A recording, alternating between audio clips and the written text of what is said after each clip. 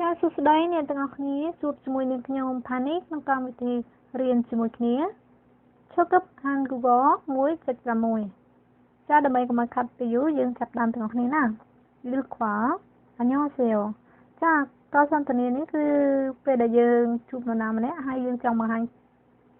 ឬក៏ចង់ណែនាំខ្លួនតើគេស្គាល់នោះតើយើងគួរនិយាយបែបណាអញ្ចឹងយើងចូលមើលការសន្ទនាខាងក្រោមណាអញ្ញោសេអូ저는 수진이에요. 준비됐어?ខ្ញុំគឺឈ្មោះ 수진. 네. 안녕하세요. 저는 홍매예요. 준비됐어?ខ្ញុំគឺឈ្មោះ 홍매. 만나서 반가워요. 리리나 드반쭈. 이분은 누구세요? តើគាត់ខាងនេះជានរណាដែរ 이분은 나린 씨예요. គាត់ខាងនេះគឺជាអ្នកស្រីណារីនអញ្ចឹងយើងអាចឆ្លើយជាទម្រង់កាត់ក៏បានដែរយើងគ្រាន់តែឆ្លើយថាជា 나린 씨예요. ចាគាត់គឺជាណារីនអញ្ចឹងយើងចូលកន្លែងមើលទំព័រទី2ទាំងអស់គ្នា발음ចាការបញ្ចេញសំឡេងនៃការអានចិញ្ចនៈការបញ្ចេញសំឡេងនៃការអានពាក្យចាយើងមើល 수진 수진이에요. 자,ពេលដែលគេសរសេរប៉ុន្តែពេលដែលគេអាន 수진이에요 ឬក៏អាចបញ្ចេញសំឡេងទៅជា 수진이에요 ចាអញ្ចឹងយើងអានទាំងអស់គ្នា 수진이에요 수진이에요 ចំណែកឯ 이분은 ចាពេលដែលសរសេរគឺសរសេរ 이분은 ប៉ុន្តែពេលដែលអានគឺអាន 이분은 ចាដោយសារតែយើងចាយើងតែងជើងព្យញ្ជនៈ នឿនចាមកទៅនៅកន្លែងយើងដើម្បីបញ្ចេញសំឡេងអញ្ចឹងយើងមើលខាងក្រោម OHI វគ្គស័ព្ទចា Ibun ចាបានន័យថាម្នាក់នេះឬក៏នេះ Nuku នរណាឬក៏អ្នកណា Manasa 반가워요 រីករាយណាស់ដែលបានជួបចាវាមកពីពាក្យ Manasa 반갑다 누구세요? ចាអ្នកជានរណាឬក៏តើអ្នកជានរណា 책상 តុរៀន 볼펜 big check សៀវភៅចាចូលកន្លែងមើលទំព័របន្ទាប់ទៀតចាចំណុចទី1នេះគឺលើកយក e គឺឈរចាមកប្រើចា e បានន័យថានេះចំណែកគឺនិងឈរនោះចាអញ្ចឹងយើងមើលពាក្យ e គឺឈរពេលដែលយើងយកវាមកប្រើជាមួយ bun នោះគឺបានន័យថាវាសំដៅចំពោះមនុស្សប្រើសម្រាប់មនុស្សអញ្ចឹងយើងមើលឧទាហរណ៍ក្រុម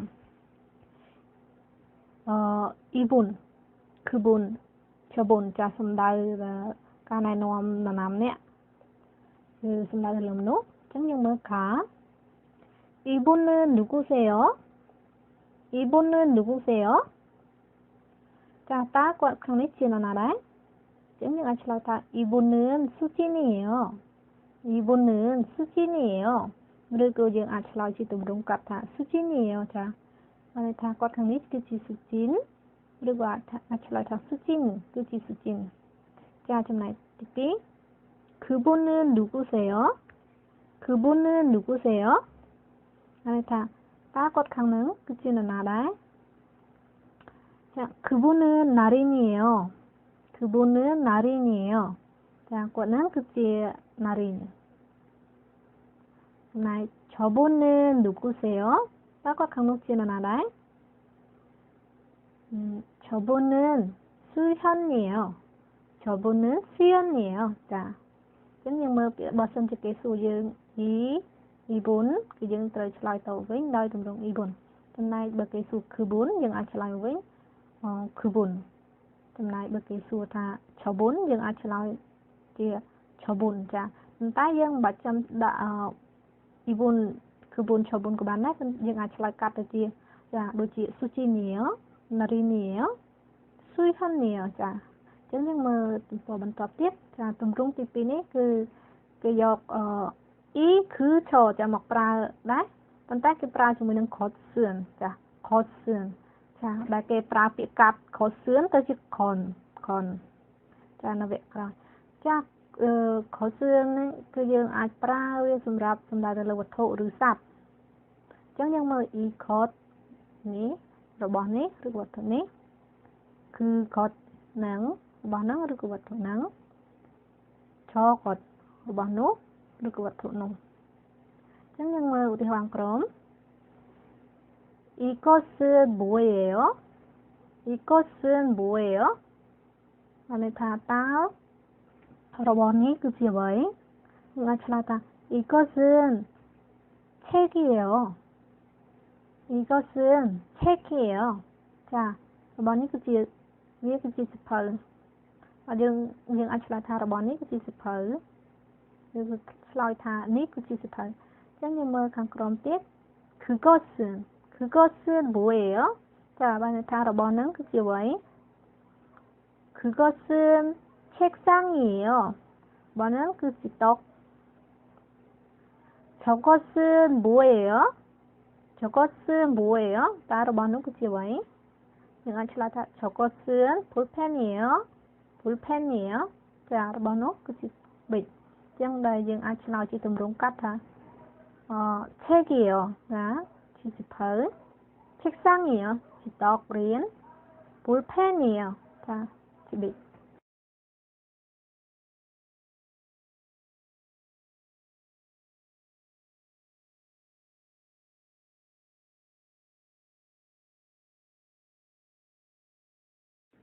ជាចុងក្រោយនេះសូមអរគុណអ្នកទាំងអស់គ្នាដែលបានតាមដានវីដេអូរបស់ខ្ញុំ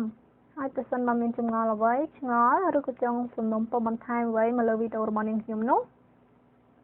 ឬក៏ចង់សួរអ្វីដែលទាក់ទងទៅនឹងវីដេអូរបស់នាងខ្ញុំនោះចាអាចទំនាក់ទំនងមកខ្ញុំតាមរយៈ Facebook ផ្ញើសារជាសំឡេងក៏បានដែរឬក៏តាមរយៈ KakaoTalk ចាដែលមាន ID